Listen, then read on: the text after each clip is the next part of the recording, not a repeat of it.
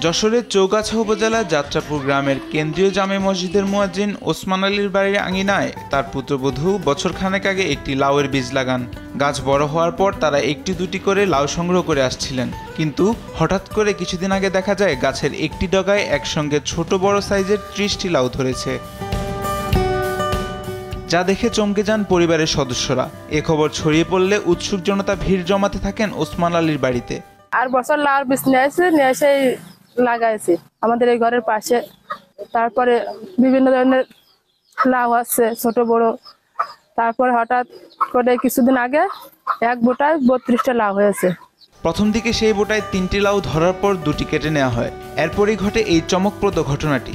একসঙ্গে 30টি লাউ ধরে ওই বোটায়, যা রীতিমতো সাড়া ফেলেছে উপজেলা জুড়ে। উৎসুক জনতাদের কেউ কেউ এ ঘটনাকে অলৌকিকও বলছেন, ব্যাখ্যা খুঁজছেন স্থানীয় চাষিরাও।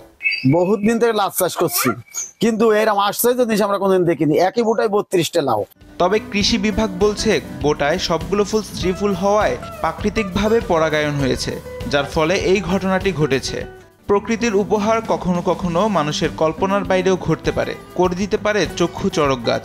আমাদের চারপাশে প্রকৃতিতে এমন অনেক ঘটনা চমকে দেয় সবাইকে।